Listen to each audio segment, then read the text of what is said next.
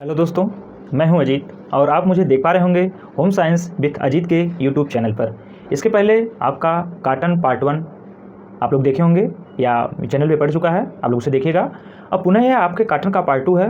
Cotton के part 1 में ही हमने कॉटन से संबंधित संपूर्ण बातों को समेटना चाहा, लेकिन वीडियो कन्वर्जन के थ्रू वीडियो कट हो गई और जहाँ से कट हुई है वहीं से हम आगे देखते हैं। तो शायद पिछली वीडियो का हमारा जो लास्ट टॉपिक था वो हम आपको बता रहे थे मर्सराइजिंग आप लोग देखेंगे तो आपसे बार बार मर्सराइजिंग को पूछता है। मर्सराइजिंग एक रासायनिक प्रक्रिया है और मर्सराइजिंग रासायनिक प्रक्रिया के माध्यम से ही हम कपड़े में चमक, उसकी और जल अवशोषक क्षमता को बढ़ाते हैं और इसके साथ ही साथ उसकी मजबूती भी इन्हेंस होती है अर्थात बढ़ती है। अर्थात कॉटन में जब मर्सराइजिंग की प्रक्रिया होती है तो उससे कपड़े की चमक, मजबूती और जल अवशोषण क्षमता उसकी बढ़ जाती है।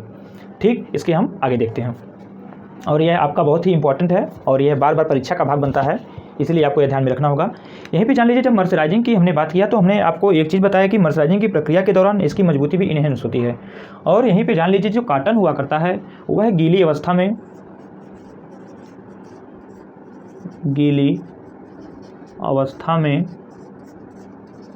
30%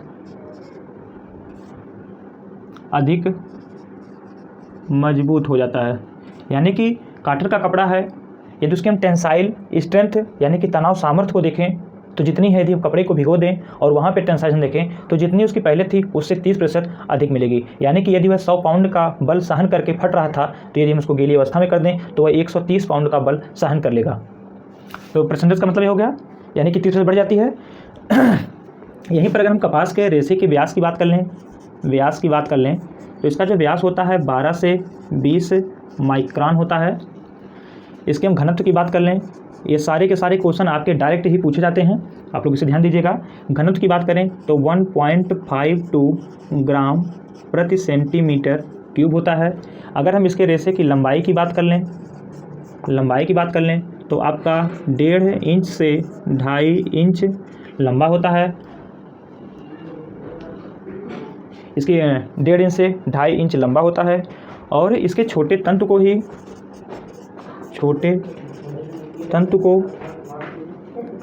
नाइल के नाम से जानते हैं। आपका पूछा हुआ क्वेश्चन है, कपास के छोटे तंतु को किस नाम से जानते हैं, तो आपका एक शब्द आता है नाइल। और यहीं पे जान लीजिए, जब आप लोग पढ़ेंगे लिनन को पढ़ेंगे जो कि फ्लैक्स के पौधे से प्राप्त होता है, जिसको भारत में अलसी का पौधा के नाम से जानते हैं और कहीं कहीं तीसी के नाम से जानते हैं, उसके छोटे तंतु को टो के नाम से जाना जाता है। टो के नाम से जाना जाता है। एक तो आपका लिनन में आता है, यहाँ पे आप लोग अभी नाइल जानिए।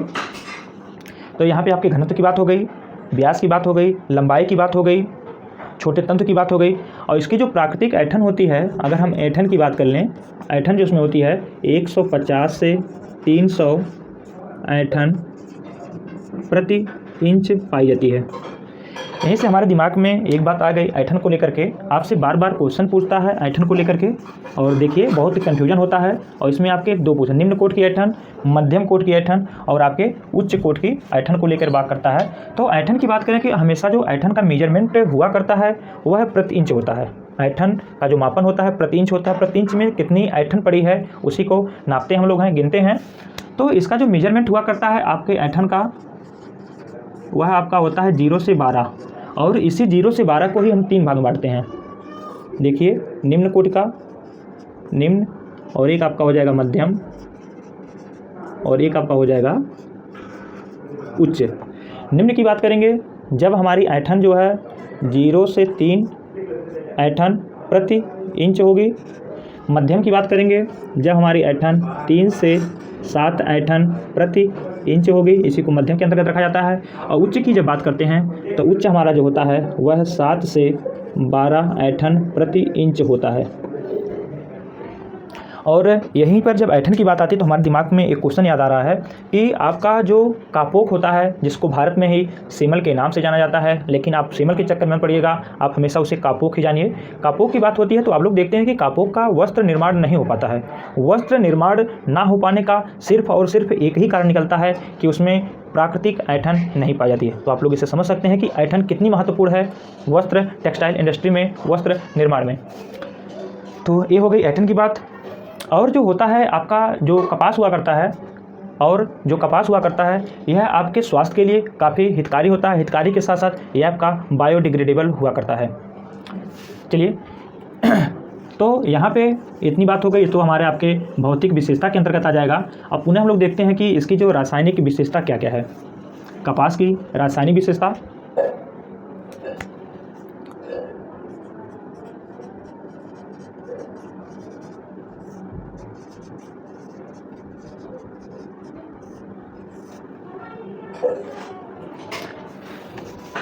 रासायनिक विशेषता की बात करेंगे तो जो हमारा कपास होता है इस पर अम्ल का बुरा प्रभाव पड़ता है, अम्ल का बुरा प्रभाव। वहीं पर जब हम क्षार की बात करते हैं, क्षार का अच्छा प्रभाव। चलिए यहीं पर क्षार की जब बात आती है तो हम लोग देखते हैं कि जो कपास का यानी कि जो सूती कपड़े होते हैं उनमें रंग तेज़ी से चले जाते हैं धुलाई के समय। इन्हीं रंगों को अस्थायी करने के लिए आपका फिटकरी और नमक का प्रयोग किया जाता है। यदि आपके कपड़ों से रंग गिर रहे हों तो यदि आपके कपड़े सूती हों तो उसको धुलाई करने से पहले उसमें आप नमक और फिटकरी के कुछ पार्ट डाल सकते हैं, इससे आपके रंग गिरने से रुक सकता है। तो इस पर जो है क्षार का प्रभाव अच्छा होता है। इसके साथ ही साथ है इस पर जो पसीने का प्रभाव, पसीना का बुरा प्रभाव पड़ता है, पसीना का बुरा प्रभाव पड़ता है। हाँ, और इस पर जो आपका काटन होता है इस पर किसी भी प्रकार का ब्लीच किया जा सकता है, लेकिन आमतौर पर घरेलू ब्लीच किया जाता है। और यहीं से आपका पूछता है कि घरेलू ब्लीच आपका 2 प्रकार का होता है। वहीं पे आपके घटक का नाम दे देता है और आपसे पूछता है कि घरेलू ब्लीच निम्न में से कौन सा है या नहीं है। सीधे सीधे उनके रासायनिक तत्वों के नाम दे देता है। तो 2 हैं घरेलू ब्लीच। देखिए घरेलू ब्लीच, घरेलू ब्लीच आपके 2 हैं। इसमें से आपका पहला है सोडियम हाइड्रोक्लोराइड, सोडियम हाइड्रोक्लोराइड,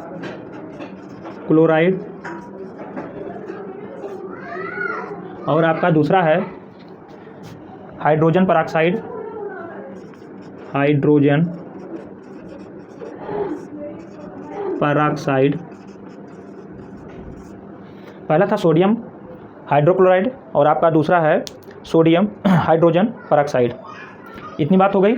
और यहीं से आपके काटन को लेकर के आपसे बार बार क्वेश्चन पूछता है, उनका नाम देता है, जैसे कि आपका समुद्री काटन, आपका एशियाई काटन, और यह कहाँ पाया जाता है उनकी स्थिति के अनुसार, इसका उत्पादन कहाँ पे होता है, कहाँ के काटन को किस नाम से जाना जाता है, यह आपके परीक्षा का भाग बनता है। तो चलिए इसे हम देख लेते हैं।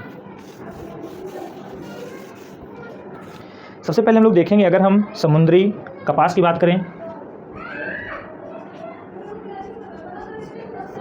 समुद्री कपास, जैसे कि आपको नाम से ही स्पष्ट है कि यानी कि ऐसे कपास का उत्पादन जो समुद्र के किनारे तटीय एरियो में होता हो। तो वहाँ पे एक आपका नाम आता है, एक देश का नाम, जिसका नाम है जॉर्जिया। जॉर्जिया, जॉर्जिया ये आपके देश का नाम है। और इसकी स्थिति की यदि हम देखें तो ये आपका ब्लैक सी यानी कि काले सागर के सटा हुआ, काला सागर से सटा हुआ यह देश आपका है। और इसी के तट पर उत्पादित होने वाले कपास को ही समुद्री कपास के नाम से जाना जाता है। चलिए ये समुद्री कपास हो गया। उसके बाद आता है आपका है अपलैंड कपास। अपलैंड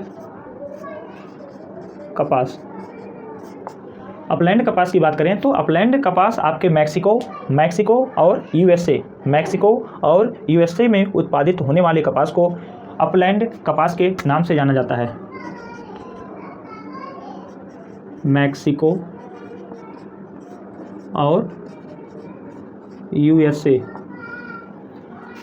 आपका तीसरा आता है एशियाई कपास, एशियाई कपास।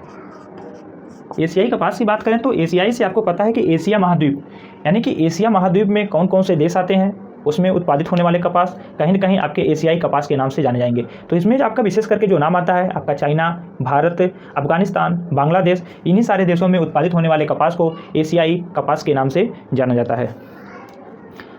अगला देखिए मिस्री कपास। मिस्री कपास यानी कि मिस्र यानी इजिप्ट, मिस्र को ही इंग्लिश में इजिप्ट के नाम से जाना जाता है। यानी कि मिस्र की धरती पर उत्पादित होने वाले कपास को ही मिस्री कपास के नाम से जानते हैं। चलिए इतनी बात हो गई। यहीं पर जान लीजिए और 2-4 चीज़ें सन को लेकर के। कपास विश्लेषण प्रयोगशाला बहुत पूछा जाता है आपसे, बहुत पूछा जाने वाला क्वेश्चन है। और कपास विश्लेषण प्रयोगशाला और आपका एक क्वेश्चन और बनता है केंद्रीय कपास अनुसंधान संस्थान। इसी को लेकर के बहुत कन्फ्यूजन होता है और दोनों के दोनों ही आपके महाराष्ट्र में इसके जो है कहाँ महाराष्ट्र में स्थित है। सिर्फ और सिर्फ एक आपका नागपुर महाराष्ट्र में है और एक आपका मांगोटा महाराष्ट्र में है। और इसी को लेकर के बहुत ही कन्फ्यूजन उत्पन्न होता है और जो कि बार बार परीक्षा का भाग बनता है।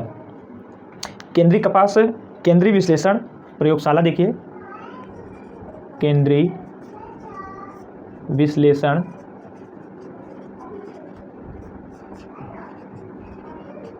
प्रयोगशाला। जब आपसे पूछे केंद्रीय विश्लेषण प्रयोगशाला कहाँ पे स्थित है तो नाम आता है मांगोटा महाराष्ट्र, मांगोटा महाराष्ट्र। वहीं पे जब आपसे क्वेश्चन पूछे कि केंद्रीय कपास अनुसंधान संस्थान, केंद्रीय कपास अनुसंधान संस्थान, तो केंद्रीय कपास अनुसंधान संस्थान आपका नागपुर महाराष्ट्र, केंद्रीय कपास अनुसंधान संस्थान नागपुर महाराष्ट्र। क्वेश्चन देख लीजिए, कताई बहुत ही इंपॉर्टेंट है, कताई मशीन का आविष्कार। कताई मशीन का आविष्कार कब हुआ तो वह हुआ 1764 और नाम आता है हारग्रीव्स, हारग्रीव्स के द्वारा, यानी जो इसके आविष्कार करता है उनका नाम है हारग्रीव्स।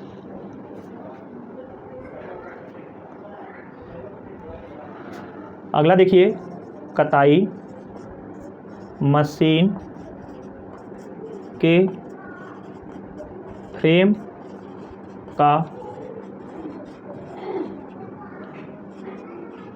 आविष्कार। अगर इसके जब फ्रेम की बात करें तो वह आपका डेट आता है 1769 आर्कराइट, 1769 आर्कराइट। 1769 में आर्कराइट के द्वारा कताई मशीन के फ्रेम का आविष्कार किया गया। वहीं पर देखिए 10 साल बाद ठीक म्यूल कताई का आविष्कार होता है, म्यूल कताई का आविष्कार ठीक 10 साल बाद, यानी कि 1779 में। और जिन्होंने किया उनका नाम है क्रॉम्पटन। एक क्रॉम्पटन का मोटर आता है इलेक्ट्रिक, और म्यूल कताई का जिन्होंने आविष्कार किया क्रॉम्पटन लिख दिया मैं, क्रॉम्पटन है, क्रॉम्पटन ने किया। और कब किया? 1779 में। पावर लूम का आविष्कार, पावर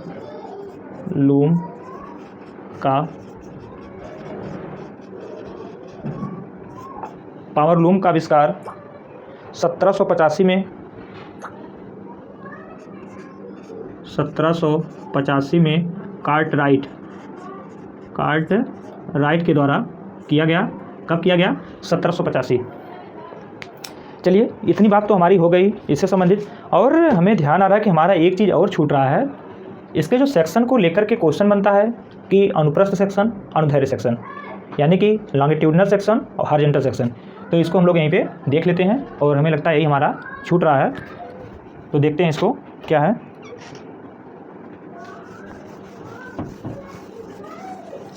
उससे जो क्वेश्चन बनता है कि अगर हमारा कपास है, काटन है, काटन के रेशे को यदि हम लॉन्गिट्यूडनल यानी कि लंबवत है उसको हम काट दें, फाड़ दें, चीड़ कर देखें तो वह कैसा दिखता है। यदि उसको हॉरिजॉन्टल यानी कि यदि काटन की लंबाई कुछ इस तरीके से है और उसको हम यहाँ से कट करें और पुनः कट करने के बाद इस हिस्से को कट करें और पुनः इस हिस्से को कट करने के बाद यहाँ पे देखें, यहाँ पे देखने के बाद यह कैसा दिखता है। यहीं से क्वेश्चन बनता है और इसे देखते हैं। काट, इसी को सेक्शन के नाम से जानते हैं।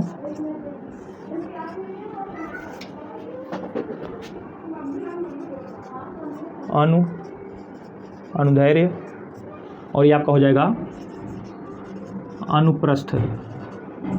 अनुप्रस्थ काट। इसी को हम लिख सकते हैं लॉन्गिट्यूडनल सेक्शन, और इसको लिख सकते हैं हॉरिजॉन्टल सेक्शन। अब देखिए, जब इसका हम लॉन्गिट्यूडनल सेक्शन देखते हैं तो अगर हम इसको बीच से काटते हैं हमको कुछ इधर दिखता है। इसके बीच में एक आपकी नलिका पाई जाती है, पतली होती है इसलिए इसको ल्यूमन नाम दिया गया है। इसका जो बाहरी आवरण होता है इसको क्यूटिकल के नाम जाना जाता है, क्यूटिकल। इसको देखिए यहाँ पे कुछ इस तरह से इसमें ऐंठन पाई जाती है, प्राकृतिक ऐंठन, जो कि कितना होती है 150 से 300, इसको ऐंठन कहेंगे।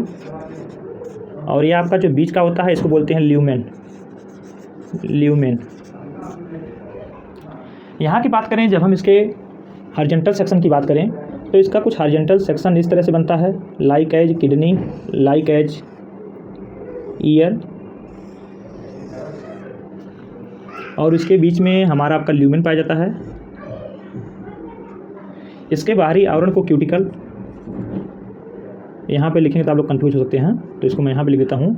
ये आपका जो होगा क्यूटिकल, और आपका जो ये होगा कहता है ये आपका ल्यूमेन है, ल्यूमेन। और यहाँ से आपका जो क्वेश्चन बनता है इसका आकार पूछता है। आकार की बात करें तो इसका आकार कान के जैसा, ऑब्लिक किडनी। तो यहीं पे आपका कॉटन कपास का चैप्टर समाप्त होता है, और जो भी कहीं पर भी यदि कुछ छूटा होगा तो हम नेक्स्ट वीडियो के माध्यम से आपको कहीं कहीं पर बताते रहेंगे। और यदि आपका कोई भी कन्फ्यूजन हो तो आप कमेंट सेक्शन में पूछ सकते हैं।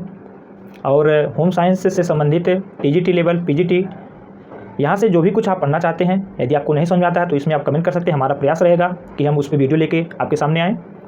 तो चलिए, यदि आपको वीडियो पसंद आई हो तो वीडियो को लाइक करिए। यदि पहली बार हमारे चैनल पर विजिट कर रहे हो तो चैनल को सब्सक्राइब करिए और लोगों तक शेयर करिए, और छोड़ दीजिए एक प्यारा सा कमेंट, जिससे हम आपके लिए इसी तरह की वीडियो बनाते रहें। धन्यवाद।